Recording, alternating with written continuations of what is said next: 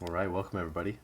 So this is going to be a step-by-step video of all the processes that we have seen in our class. So again, huge shout out to Dan Brown. I'm going to be teaching essentially the same method that he does in his videos, and that is what I've been teaching my students. So a huge shout out to him, and let's get started. So the first step is I've been teaching you to do the green cross, and then the blue, work with the blue on the top. So to do the green cross, you find the green center. All the centers are fixed here, and so basically you locate them. Here's one. It's right beneath where it needs to go, so it's on this face with a full turn. That would be two rights. I'm able to lift that up. Next, I have a piece here, so it's on the side, but it's rotated. So one way to do it is to move it off of it and then move it up. So that's kind of a, you shift it off, rotate it up, move. Down here I have one that is at the bottom, oriented incorrectly. So since I have these ones working, I just rotate it to a side that's unfinished, rotate it there, then rotate it over. So I have to rotate it over because if I rotated it up there, I would rotate this side down. So I then make a turn where I can basically not mess up any of this and rotate it up there.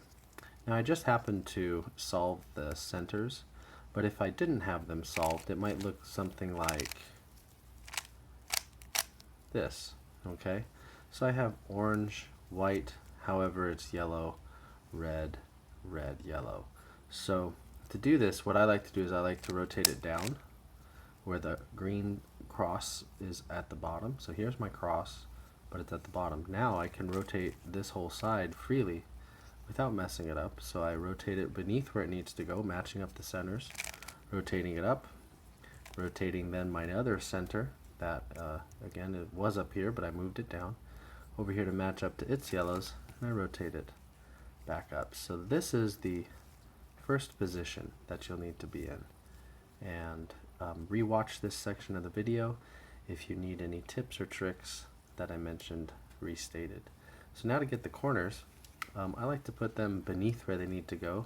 This one is in the wrong position because white is here, and I need green, orange, yellow. So here it is right here, but I did notice that there was a piece down here, the red, white, green. So what I'll do actually is I'll rotate the red, white, green beneath where it needs to go, because it needs to go here. Red, white, green, and it's beneath it. So then I do my algorithm. Right inverse, down inverse, right, down. Do it again. Right inverse, down inverse, right, down. Do it again. Right inverse, down inverse, right, down. Now it's in the right position. My cross is still in alignment, so I move to the next one. Here's one that's close, but again, I like to work with what's already on the bottom. It saves a little bit of time, even though I'm not teaching you a speed cubing method right now. So this one is going to be nice and fast. So it's beneath where it needs to go. And I'm going to do right inverse, down inverse, right, down. And it went up there one time. So I continue. I have another green piece down here now, the green, yellow, orange. So I find that position, which would be here, then I do my algorithm.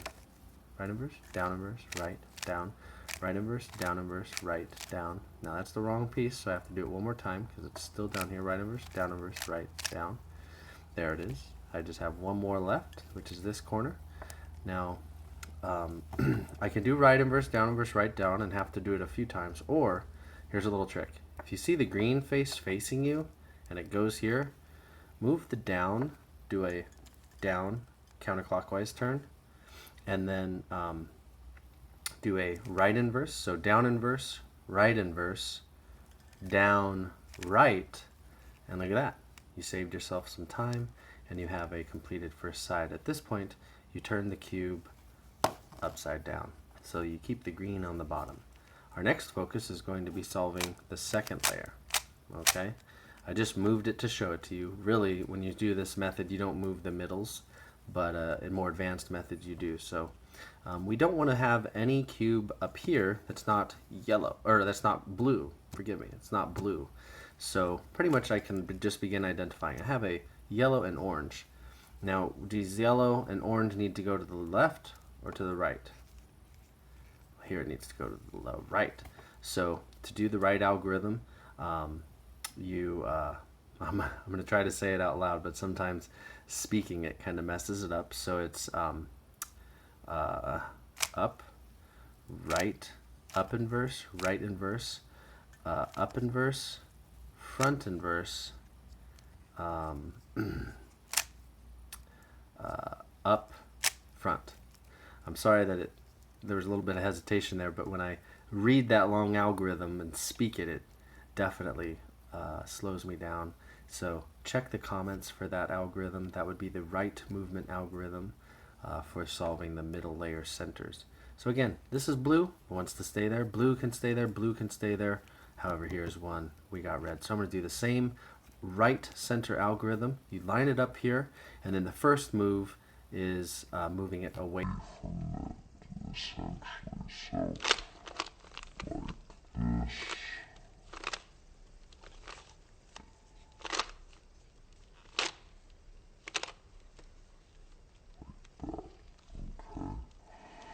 I move the cube a little bit. I'll try and keep it positioned for you so it doesn't move at all, but I do have one more here, needs to be switched. So I match it up, see that it needs to go left now because it's yellow, orange, and I do my algorithm.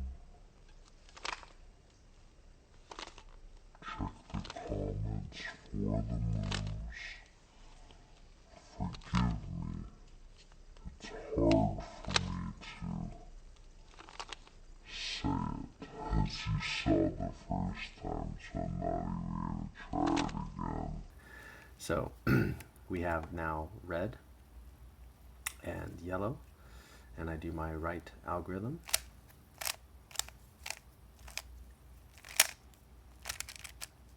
Ooh. There we go. Okay. So that is now the solved first two layers. In the top layer, we have one of our positions. It's going to look like this, like a J. Okay. It'll also look like a line potentially. It'll also just be a dot by itself, or it'll be a cross to begin with. Now that's not counting the corners. Sometimes the corners can be permuted correctly, so just kind of keep that in your mind as well. So we have to do the blue cross, you go front, right, up, right inverse, up inverse, front inverse. Do that one more time. You do front, right, up, right inverse, up inverse, front inverse. Now we have the blue cross. Now if you notice the centers here, the blue centers aren't quite matched up. Typically two, well always two, forgive me, there would be two that match up, but right now they're not matched, so I rotate it once. Ah, there we go, red and white. So these ones are wrong. So what you do is you put one of the solved or matched faces on the back of your cube, so back, you put the other one in your right hand side, and then you do following algorithm. Right, up, right inverse, up, right, up, right inverse, up. okay, and now you have your solved centers. The next and last step is getting the corners in the right location. Currently, none of them, oh forgive me, this one is. This one's in the right location because it's yellow, orange, blue. Okay, so you put that one in your right hand face. If none of them are in the right position, it's kind of rare, but you could just do it in with any position in your right hand corner, so it doesn't really matter. So the way this one works is, I'm going to try to say it, but it's up, right inverse, up inverse, left inverse, up, right inverse, up inverse, left. Okay, check the comments for that exact algorithm. We do need to do it one more time. We still have incorrect colors. Yellow, yellow needs to go here, not white, for instance, and definitely not orange. So we do orange. So we do it one more time.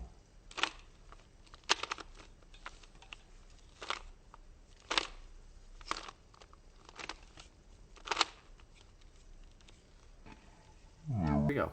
We have yellow, orange, blue, yellow, red, blue over here, and then we have this one here. Now, when they're like this, I like to start with the most unsolved, like the first unsolved side on this side. So I don't have to redo this, because what I'm going to be doing is our first algorithm and then rotating the top layer to up inverse, and then one more time up inverse.